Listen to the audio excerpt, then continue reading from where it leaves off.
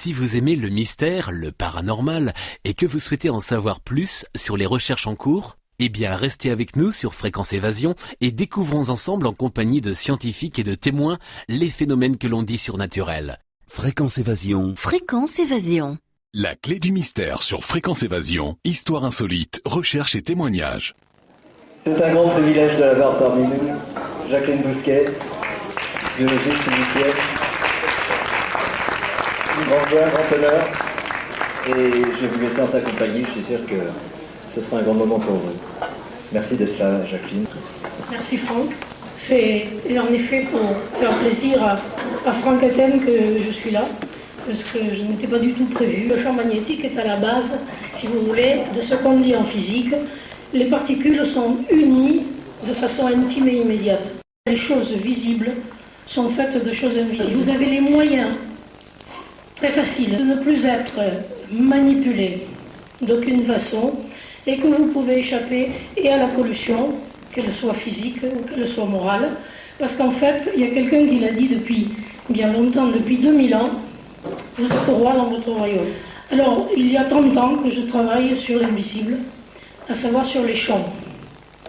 Pas avec la bénédiction du CNRS auquel j'appartiens, enfin, je ne sais pas si ici vous savez ce qu'est le CNRS en France, c'est le Centre national de la recherche scientifique. Et il est bien évident que ce n'est pas avec sa bénédiction que je me suis intéressée à l'immatériel, et même que j'ai pris position en arrivant dans ce grand organisme monolithique et archaïque. J'ai pris position contre l'expérimentation animale.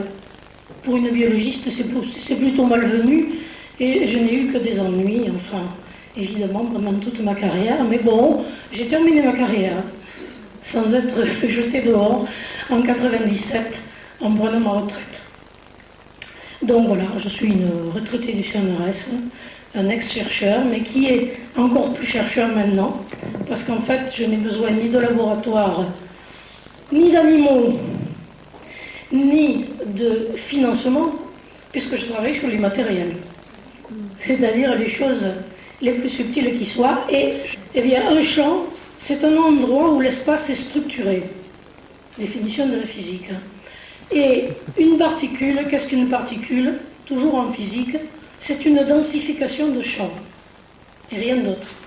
Et au fur et à mesure, nous allons voir que dans la description que fait la science officielle de l'atome, on a pris juste la partie magnétique et on a oublié la partie électrique. Et tous ces travaux vont confirmer des travaux beaucoup plus anciens, des Athènes, père et fils, qui ont été les premiers, à ma connaissance, à parler de l'origine magnétique de l'univers. Et vous allez voir que les travaux en biologie viennent confirmer parfaitement leur approche. À un moment, je vous dis que je crois que le père Athènes m'avait envoyé son livre en hommage de l'auteur il y a une bonne trentaine d'années. Donc vous voyez que ça remonte loin. Et les travaux du fils donc, sont dans la lignée. Et vous allez voir qu'ils ont une confirmation éclatante aujourd'hui dans l'introduction de la pensée dans la matière. Vous savez que l'ADN est un cristal liquide. On commence un petit peu déjà à toucher aux cristaux. C'est un cristal liquide et ce sont des antennes. Alors on va utiliser avec beaucoup de précaution spiritualité, si vous voulez bien, en définissant spiritualité comme science de l'esprit. Ne mettons donc rien de religieux là-dedans, et disons simplement que la spiritualité, c'est l'étude des champs, c'est-à-dire de l'immatériel. Le taux vibratoire, c'est un terme de physique, tout simplement. En physique, à une vibration correspond une forme. Si vous défaites la forme, vous changez la vibration. Si vous changez la vibration, vous changez la forme. Ok ? Ce qui est important, c'est l'information qui circule sur l'énergie. Et que chaque fois que vous utilisez le mot énergie, et ça c'est très très important, je vous demande de faire attention, c'est de l'information. Et ça va être d'autant plus important lorsque nous allons parler de l'action des micro-ondes, de la nocivité des téléphones portables ou des lignes à haute tension. Si la ligne à haute tension de 400 000 volts est passée sur un champ traité en agriculture intensive, Donc, vous avez vu, les paysans maintenant, ils sont revêtus de scaphandres, des masques, des gants, etc. Donc, c'est d'une toxicité inouïe. La ligne en passant, elle est composée d'un champ magnétique et d'un champ électrique, et le champ magnétique est le support de la pensée, des concepts, de l'information. Donc, le champ magnétique de la ligne prend l'information poison. Et il est évident que ceux qui sont après, eh bien, ils vont récolter cette information de mort. On s'est aperçu de ça, tout simplement parce qu'on avait étudié le cas de personnes qui étaient au voisinage d'une ligne de 400 000 volts et qui tous les ans étaient hospitalisées pour toxicité aiguë au moment de, je vais dire n'importe quoi, je ne sais pas, de novembre. Tous les ans. Et on s'est aperçu qu'à ce moment-là, le fermier, quelques 10 km avant, traitait son champ. Donc, vous voyez que la nuisance est fonction de ce qui se passe d'un côté de la ligne. Qu'est-ce que vous faites quand vous mangez?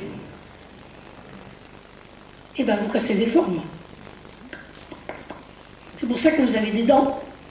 Et en cassant les formes, vous récupérez l'information. Et là, je vous demande, qu'est-ce que vous mangez? Parce que c'est très important, parce que c'est cette information qui va donner la qualité de votre sang. Et nous allons voir tout à l'heure la démonstration avec le magnétisme. Et la qualité de votre sang détermine la qualité de vos pensées. Et la qualité de vos pensées et la qualité de votre vie. Alors, si vous n'êtes pas content de votre vie, changez votre alimentation. Déjà. Alors, je suis désolée, réfléchissez à ce que vous mangez. Vous mangez des animaux, mais est-ce que vous vous préoccupez de la qualité de vie de l'animal? Est-ce que vous vous préoccupez des transports de ces animaux? Est-ce que vous vous préoccupez de leur mort? Est-ce que vous pensez que nous sommes des individus civilisés lorsque nous tuons des innocents pour nous nourrir alors qu'on peut très bien vivre sans ça? Je crois que je suis végétarienne depuis 30 ans. Mais c'est la même chose. Quand Pardon? on a un jardin, on va aller couper ces petites plantes aussi, on les fait mourir aussi. Oui, celle-là, je l'attendais, madame. Commencez par vous préoccuper de l'être vivant qui souffre, qui crie. Allez faire un tour dans un abattoir, madame. Allez-y 5 minutes dans un abattoir. Si vous continuez à manger de la viande, alors là, il y a quelque chose que je comprends. Alors, lorsque vous entendez parler d'amour, posez-vous la question.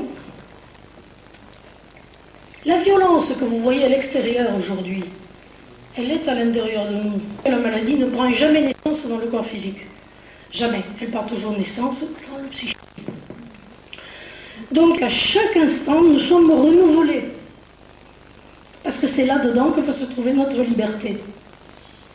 Ça veut dire que vous n'êtes pas figé et vous n'êtes pas prisonnier à jamais de ce que vous êtes, mais qu'à chaque instant, au niveau du champ magnétique qui représente nos concepts, c'est-à-dire ceux à quoi nous acquiesçons, ceux avec quoi nous sommes d'accord, il ne tient qu'à vous de dire non, je ne suis pas d'accord.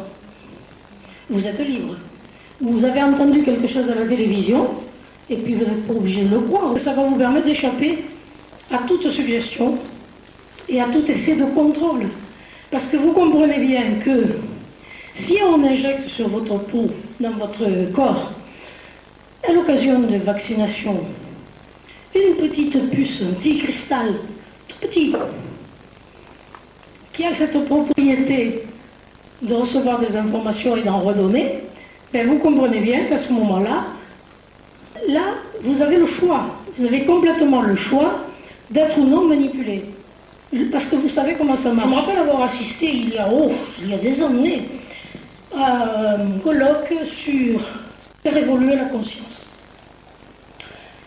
Et je me rappelle, on n'était pas sur l'estrade, on devait être 2 ou 3 Français, les autres étaient des étrangers. Et il y avait un modérateur qui était Patrice Van Hersel, parce que certains d'entre vous le connaissent. Et donc on parlait d'amour universel. Et j'avais entendu déjà 2 ou 3 conférences sur l'amour universel. Et puis, je sais pas, je sentais monter en moi une colère qui montait, et sans demander l'autorisation au modérateur, je me suis levée et j'ai envoyé une diète terrible en disant, mais enfin, ça fait des heures que je parlais d'amour universel, pouvez-vous m'expliquer où était votre amour universel lorsque vous avez mangé ces poires de caille sur le canapé à midi? Et j'ai argumenté enfin un certain temps, et puis Van Hersel m'a fait, j'ai réalisé, je me suis assise, il y a eu un silence, vraiment de mort, et puis toute la salle, et Dieu sait s'il y avait du monde, debout, à applaudir. Ça veut dire que mon message était passé 5 sur 5. Ils disaient, mais attendez, vous parlez d'amour, de quoi parlez-vous, nom d'un chien? De quoi parlez-vous? Ce champ magnétique, là, on sait qu'on ne peut pas arrêter un champ magnétique, et c'est par là que nous sommes reliés de façon intime et immédiate. Je ne parlerai pas du champ unitaire ultime de la physique, parce que ça nous entraînerait trop loin, mais il s'agit d'un champ magnétique non polaire, qui est le soubassement de tout ce qui est. Ce qui veut dire que j'ai commencé en vous disant que toutes les particules étaient réunies de façon intime et immédiate. Ce qui veut dire que la particule de l'animal, qui est un hologramme, c'est-à-dire qui contient toute l'information, elle est en nous, qu'on le veuille ou non. Et la tradition est tellement persuadée de ça qu'elle dit « seule la compassion peut racheter un karma ». Et comme on devient ce que l'on tolère, or, que faisons-nous? Nous supportons, nous déléguons à des gens qui ne pensent qu'à l'argent. Vous avez entendu ce matin le droit élever, regardez ce terme, des animaux, pour les manger, pour les torturer, pour servir à la vivisection. Pour la médecine actuelle est le résultat de cette barbarie qu'est la vivisection. La médecine tue. Alors on vous parle de 8 000 morts sur la route, mais on ne vous parle pas de 25 000 morts par an, dues aux erreurs médicales, à la médecine, à la iatrogénèse, à la maladie nosocomiale, etc. Personne ne parle de ça. Mais pourquoi est-ce qu'on n'arrête pas cette hécatombe? Pourquoi est-ce qu'on ne vous dit pas que la médecine ne se préoccupe que des symptômes? Ah, c'est facile, là. On avait un symptôme. Vous avez le centrofluide, on le coagule. Il coagule, on le fluidifie. Vous avez mal à la tête, prenez de l'aspirine. Vous avez des rhumatismes, prenez des anti-inflammatoires.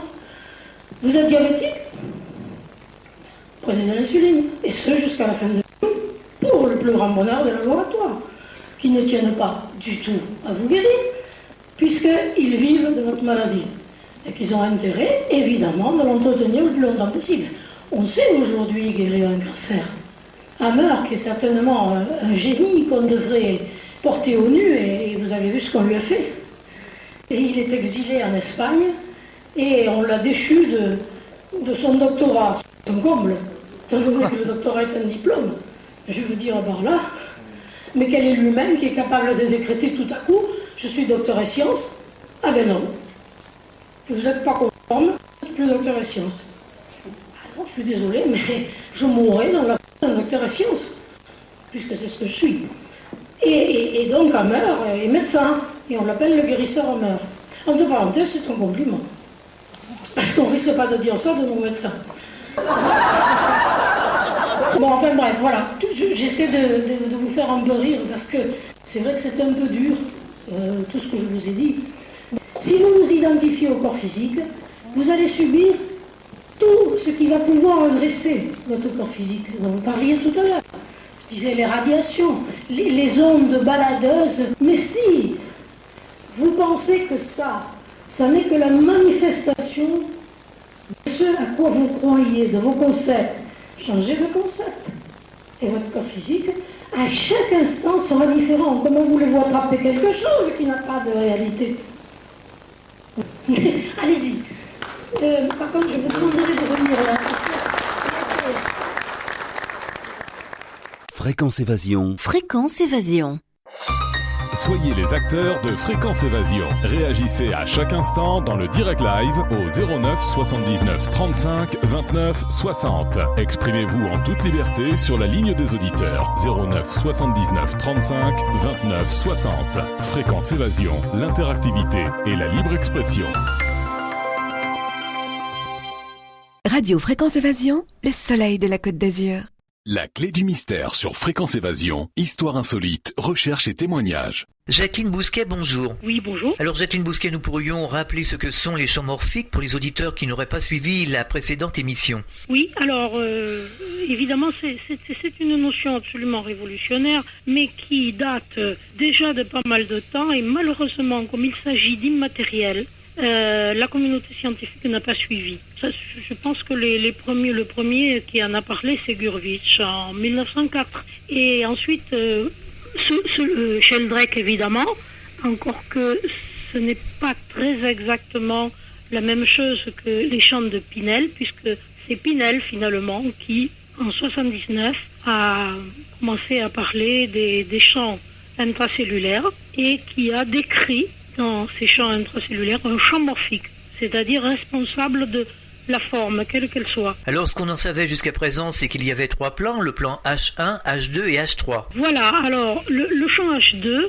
de n'importe quoi, de la particule jusqu'aux galaxies, ce champ H2 est un champ de mémoire, donc un champ strictement immatériel, donc non localisé, je crois que c'est très important de dire ça, hors de l'espace et du temps, et qui, au niveau de la cellule, sous-tend l'axe de l'ADN. Pinel a démontré que dans la cellule, dans le noyau de la cellule, le temps n'existe pas et il est remplacé par des niveaux d'énergie le long de l'axe de l'ADN, justement. Et l'ADN n'est qu'une antenne, en fait. Ce qui explique qu'actuellement, on est en train de découvrir que nous avons à peu près le même ADN que les singes, y compris d'ailleurs d'autres animaux. Ce qu'il faut bien comprendre, c'est que si l'ADN n'est qu'une antenne, cette antenne est capable de capter des informations totalement différentes. Alors justement, comment peut se passer la retransmission? Comment l'information circule? Alors l'information, justement, si on prend par exemple le champ morphique d'un individu, quel qu'il soit, on voit que ce champ, qui normalement donc est délocalisé, est maintenu au voisinage du corps parce qu'il est capté par le fer qui est dans le sang, dans l'hémoglobine. Voilà une notion essentielle pour comprendre comment nos champs informationnels sont au voisinage de nous et comprendre le mot Adam qui signifie Aleph dans le sang, c'est-à-dire l'unité dans le sang, et qui est l'individu. Alors comment l'ADN évolue au fil du temps selon l'information qu'elle reçoit? Alors voilà, justement, nous y venons. Donc ce champ immatériel doit s'incarner, c'est-à-dire qu'il doit exister dans l'espace-temps. Et pour cela, Pinel démontre que pour passer de H2 à H1, qui est un champ physique, c'est-à-dire l'expression de l'être, quel qu'il soit, dans une forme, et cette forme appartenant à l'espace-temps, donc étant limitée par un champ électrique à polarité séparée qui constitue les membranes de tout ce qui existe. Et Pinel donc démontre que pour passer de H2 à H1, il y a ce fameux champ H3 qui, lui, c'est un peu difficile bien sûr parce qu'il s'agit quand même de mathématiques. Ce champ H3 varie à chaque instant et il est caractérisé par une formule qui est dH3 sur dt, ce qui veut dire que ce champ fait communiquer le physique et le psychique et le psychique et le physique. Alors qu'est-ce qui est le facteur de cette variation? Cette variation tient compte de toutes les informations qu'on reçoit à chaque instant, de l'air, de l'eau, la respiration, la nourriture, le choix des pensées, etc. Et tout cela va s'exprimer dans le corps physique. Je veux dire, pour vous donner un exemple, vous êtes bien tranquille en train de lire un journal ou un bouquin ou d'écouter de la musique et puis vous recevez une information qui vous stresse, au vrai sens du terme. Quelqu'un a eu un accident, quelqu'un est à l'hôpital, etc. Et dans la seconde, votre cœur bat, vous devenez pâle, etc., etc., ou même vous vous évanouissez. Il a donc fallu que cette information qui vous parvient affecte votre corps instantanément, et cela ne peut se faire que par la réception au niveau du champ H2 et son transfert par H3 au niveau d'H1. C'est là que c'est extrêmement important de comprendre qu'à chaque instant, la qualité de nos pensées, la qualité de notre alimentation, par exemple, va influencer notre corps physique. Comment sont décryptées toutes ces informations qui circulent? Est-ce qu'elles elles passent par le cerveau? À chaque niveau d'être, c'est-à-dire depuis la particule jusqu'aux galaxies, donc il faut bien comprendre que ce champ H3 est pour moitié immatériel, donc en contact avec cette immatérialité, et de l'autre côté matériel. Et ce qui va permettre de le définir, c'est Étienne Guillet, qui est professeur de biologie moléculaire à Orsay, qui est agrégé de mathématiques, et qui a démontré donc que ces structures qui permettent de passer de l'immatériel à l'immatériel ont une propriété qu'on appelle la piézoélectricité dans le physique. Sinon, au niveau des particules, il s'agit de ce qu'on appelle la pression d'onde. Et donc, la piézoélectricité a pour propriété de transformer une onde en courant électrique et inversement de courant électrique en onde. Pourquoi tout transite, tout passe par l'électricité? Est-ce qu'il y a de l'information justement dans cette électricité? Alors, il faudrait complètement revoir notre notion d'espace-temps, parce que cet espace-temps est généré par des formes qui s'expriment dans le monde physique et donc qui s'expriment par cette électricité qui est au niveau de toutes les membranes. Et ces polarités séparées de l'électricité, qui sont un plus et un moins, qui correspondent à un passé et un futur, si on peut dire, entre les deux se trouve un système informationnel immatériel supporté par des neutrinos, pardon pour la technique, et ce qui explique que comme les formes se déforment, je veux dire, le temps joue le rôle d'une pression sur les formes pour les déformer. Et à ce moment-là, ces formes libèrent sans arrêt des informations et c'est ce qu'on appelle les émissions duoformes. Alors par rapport à ce schéma de base que vous nous expliquez, quelles sont les nouveautés? La nouveauté est que si on appliquait cette notion de champ informationnel aujourd'hui à notre environnement, etc., la plupart de nos problèmes seraient résolus. C'est-à-dire, par exemple, qu'au niveau de la pathologie, au niveau des maladies, il faut bien comprendre que c'est l'immatériel qui crée le matériel. Évidemment que le matériel a une action, puisque nous avons vu que ces informations reviennent systématiquement par ce champ H3. Mais il est bien évident que toute pathologie commence dans l'immatériel, autrement dit dans le psychisme. Et à ce moment-là, ça va permettre de comprendre les travaux de Hammer, dont vous devez savoir actuellement que c'est un de nos plus grands découvreurs. Et malheureusement, on le traite de guérisseur. Il s'est réfugié en Espagne. Maintenant, il est arrêté à nouveau et mis en prison. Enfin, c'est absolument démentiel parce que justement, ça nous permettrait, ces découvertes, appliquées avec les travaux de Pinel, par exemple, parce que c'est ça qu'il faut compléter un petit peu pour expliquer de façon extrêmement rationnelle comment un stress non géré, c'est-à-dire non dominé, vécu dans l'isolement, va provoquer une rupture de dialogue entre le champ informationnel et l'organe cible correspondant à, comment dirais-je, la symbolique du stress, puisque chez lui, chez Hammer, il s'est rendu compte de cela parce qu'il a fait un cancer du testicule à la suite de la mort de son fils, tué accidentellement par une balle de fusil. Après, je ne sais plus, 2 ou 3 mois d'agonie. Donc, Hammer a été capable d'expliquer pourquoi, à partir de ce stress qu'il n'a pas pu gérer, il a fait un cancer du testicule. Ceci, donc, j'allais dire, serait un constat. Mais les travaux de Pinel permettent de l'expliciter de façon scientifique en comprenant que le stress a provoqué, j'allais dire, un œdème. Enfin, si je prenais une image d'électricité, je dirais, a fait sauter le fusible. Au niveau du cerveau, qui se comporte comme un cristal liquide et qui est donc capable de créer de la piézoélectricité, c'est-à-dire de transformer l'onde en courant électrique, ce courant électrique générateur d'une molécule informationnelle, donc ça peut être une amine biogène, etc., et qui va gérer l'organe testicule, par exemple, dans ce cas-là. Bon, le fusible ayant sauté, il n'y a plus de dialogue entre ce champ informationnel dont je vous ai dit qu'il était un champ de forme et l'organe cible le testicule. Et donc, le retour ne se faisant pas, le champ morphique, lui, est responsable de la forme. Il va donc donner des ordres au cerveau d'envoyer un ordre de division cellulaire pour que le testicule se reconstitue. Et ceci est à l'origine du cancer. Donc, lorsqu'on va comprendre cela et lorsqu'on va l'appliquer dans la médecine actuelle, on comprendra qu'il ne sert à rien d'aller détruire un cancer par le fer, le feu, le poison qui par la même occasion tue l'individu dans 3/4 des cas. Et on va essayer de rétablir le dialogue. Chaque jour, sur Fréquence Évasion Radio, recherche, ovni, paranormal, faits de société, protection de l'environnement et les rendez-vous avec vos stars préférées dans Paroles de Stars. Fréquence Évasion, c'est également la voix des sudistes en Principauté de Monaco et dans le Grand Sud. Fréquence Évasion Radio, dites-nous tout. Dites-nous tout. Dites-nous tout. Fréquence Évasion. Fréquence Évasion. La clé du mystère sur Fréquence Évasion, histoire insolite, recherche et témoignages. Nous sommes sur Fréquence Évasion, nous sommes en compagnie de Jacqueline Bousquet au téléphone. Précisons que Jacqueline Bousquet est une ancienne chercheuse au CNRS.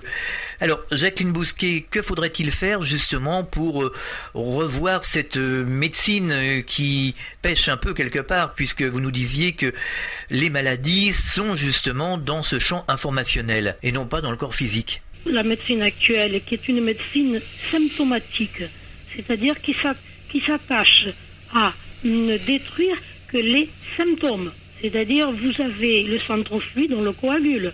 Vous coagulez, on le fluidifie. Vous avez un cancer, on l'enlève, etc., etc. Vous n'avez plus de... vous avez, du diabète, on vous donne de l'insuline. Vous êtes en manque de telle hormone, on vous donne l'hormone. Ça n'est pas du tout la solution. La solution est de savoir d'abord pourquoi et ensuite de gérer ce pourquoi. Vous comprenez bien qu'enlever un cancer, en ne sachant pas quelle est l'origine et qu'est-ce qui a causé le cancer, on s'expose à des récidives. Un enfant de 8 ans le comprendrait. Quelle serait la démarche la plus intelligente? L'étude des champs, la reconnaissance des champs. Mais malheureusement, comme il s'agit d'immatériel, comme les biologistes n'ont que très peu de notions de physique et les physiciens très peu de notions de biologie, on n'arrive pas à faire se rencontrer les deux.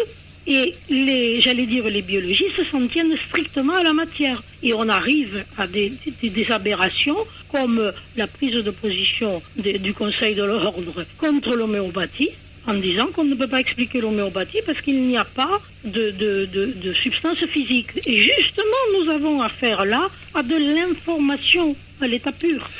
Alors Jacqueline Bousquet, justement, avant de conclure cette émission, nous pourrions parler des mesures des champs morphiques. Il paraît que l'on peut mesurer maintenant ces fameux champs morphiques. Actuellement, on peut mettre en évidence ces champs morphiques. Donc, on peut les capter, on peut les manipuler. Je ne veux pas entrer dans ce débat, mais un certain nombre déjà de services secrets, le font couramment. Et il est bien évident que nous sommes manipulés à ce niveau. Parce que à partir du moment où on sait que cela existe et qu'on sait comment intervenir, il est bien évident que c'est extrêmement facile. Et les puces qui circulent un petit peu partout ne sont pas pour rien, parce que ce sont des cristaux liquides, n'oubliez pas. Et donc on peut générer des actes qui, pour la personne, paraissent volontaires, enfin, alors qu'en général, ils sont téléguidés. Et je pense aussi que, par exemple, des choses comme la façon dont on traite cette histoire de rage, justement, dans ma région, est un exemple de cela, parce que pour un malheureux chien, on ne sait même pas s'il était enragé, parce que vous savez, l'Institut Pasteur, bon, et on a tué des centaines de chiens et de chats. Et tout cela, on peut se demander à qui ça profite, exactement comme l'histoire de la vache folle. Parce que tuer des animaux sains en précaution, c'est d'une aberration et d'une barbarie absolument impensable. Impensable. Notre société dégénère d'une façon dramatique. Eh bien, Jacqueline Bousquet, merci d'avoir participé à cette émission. À une prochaine fois, pour un autre sujet, nous parlerons de l'homéopathie. Vous écoutez Fréquence Évasion. À très bientôt pour un autre rendez-vous sur le paranormal et les recherches en cours. Fréquence Évasion.